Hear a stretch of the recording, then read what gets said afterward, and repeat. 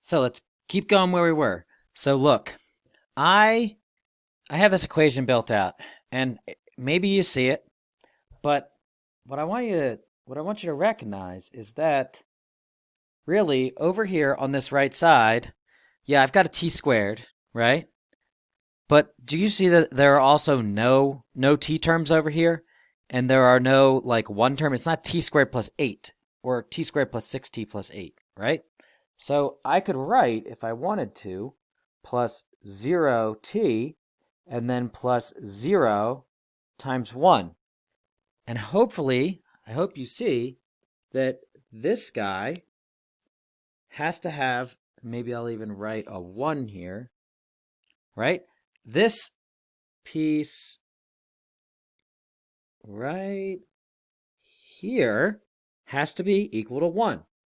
And then, what's my next color? Orange. This piece right here has to be equal to 0. And then my last one, purple, this has to also be equal to 0. So, say my original equation was x double prime plus minus 3x prime plus 2x equals t squared plus 7.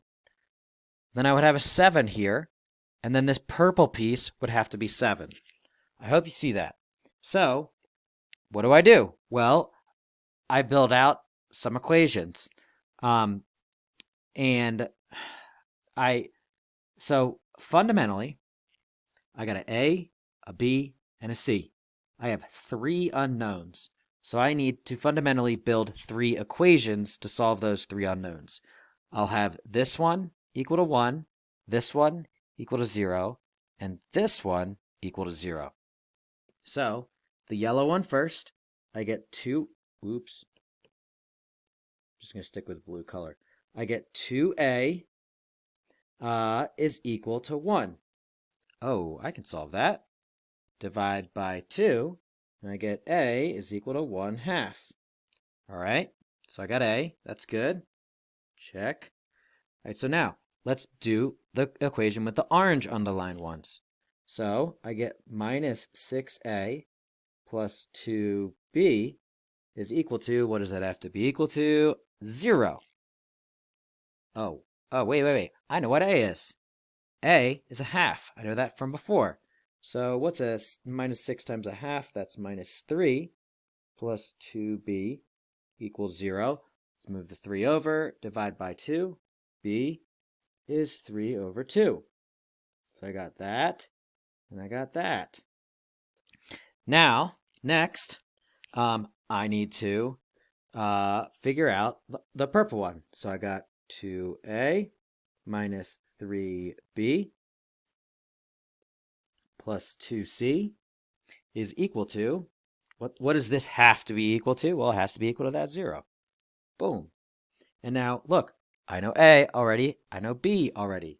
So if I plug in the half, I get 1, is that right? 2, yep, minus, all right, 9 halves plus, that's plugging in 3 halves here, plus 2c is equal to 0. So now, I need to, all right, this is negative 7 halves, move it over, it's 7 halves on the other side, and it's positive, divide by 2, and I get c equals 7 over 4. Boom. Boom. Now, look, I know B. I know A, I know B, I know C, right? And what were they? Remember, they were this right here, right? Let me copy this.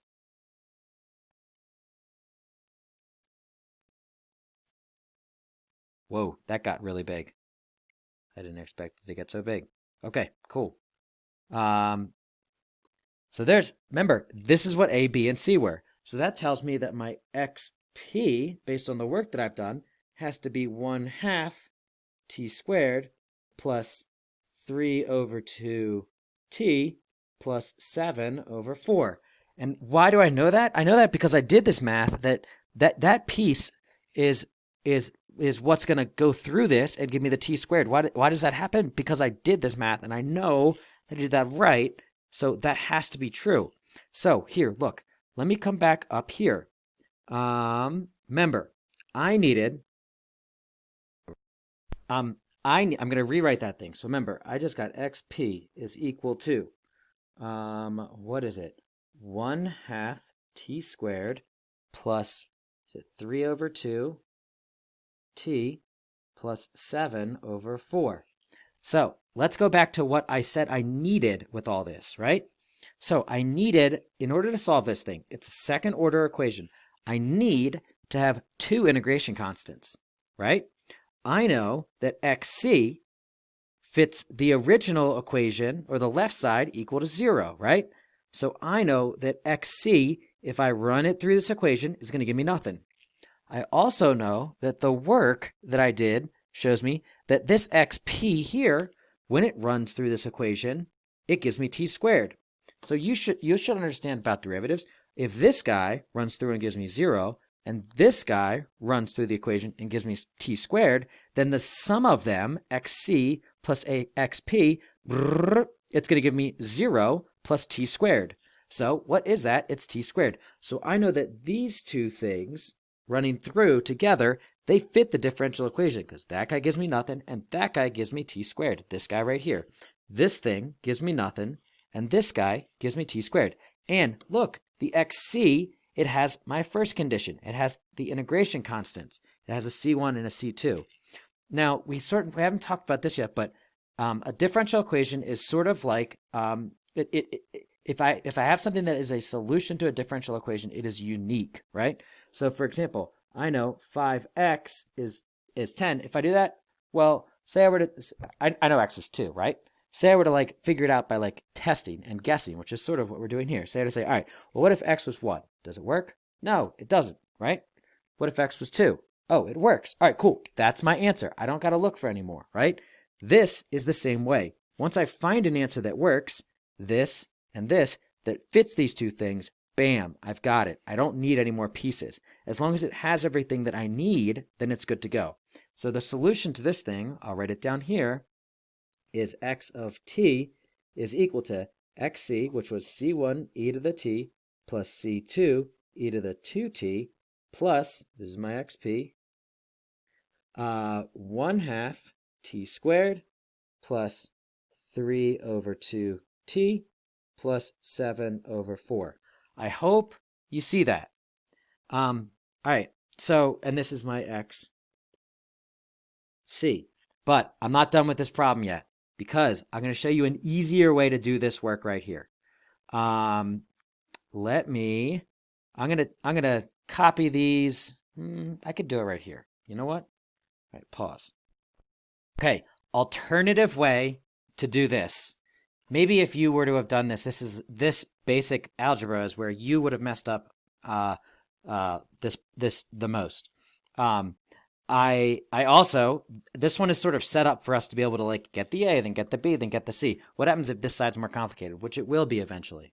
So what I want you to see is that I could rewrite these equations. All right, I got 2a equals 1. I'm going to write it right here. 2a, oh, I'm not going to do it like that. I'm going to write equals 1. And now I'm going to write minus 6a, this is this equation, plus 2b, and then that's got to be equal to 0. And then the next one is 2a minus 3b plus 2c is equal to 0. This is a system of equations, and you've been solving these in math for forever. There is a very, very, very easy way to solve one of these if you have a graphing calculator that can do matrix work. And I'm going to show you how to do it on the TI. And I think you might have done this before at some point in some math class. What I can do you see that really I've got like a 0b and a 0c and a 0c there? So what I'm going to do is write 2, 0, 0, bar 1. That is representative of this equation. 2a plus 0b plus 0c is equal to 1. What am I going to put in the next one? You should see it. You should guess it. -6, and then 2, and then 0, and then 0. Last line, 2, -3, 2, and 0. Hopefully you see where all those came from. They're just the coefficients here. I have to have this order. The placement of these things matters. It has to be in this order. I can't flip it around and flip the order of these guys. All right, so now I'm going to go to my calculator, and you're going to do this along with me. I'm going to hit the second button. I'm going to go into the matrix right there, okay? Now I'm going to go over to this edit thing. So I'm going to go right, and hit enter. Look, defaults to a 1 by 1.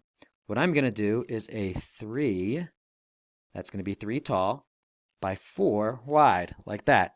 It's going to give me a bunch of zeros. Now I'm going to type in what we had there.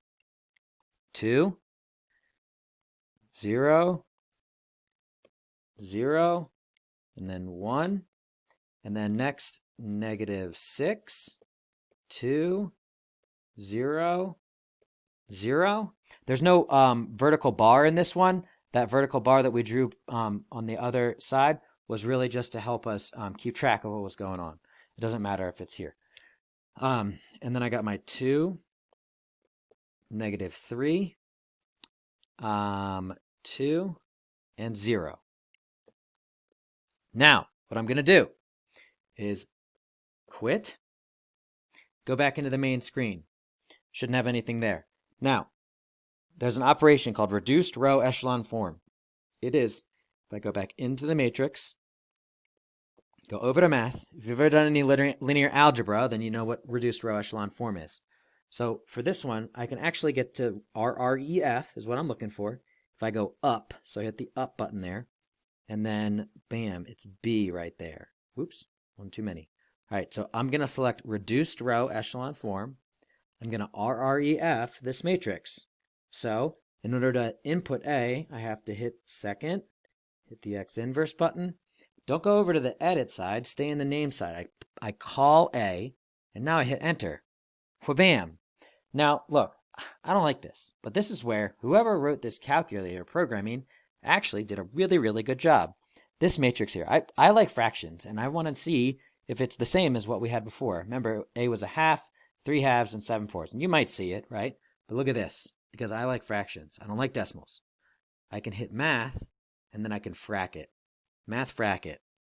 Wha-bam. It will math frac a matrix for me. And look at this. I got a half, I got 3 halves, and I got 7 fourths. I got the numbers that we had before.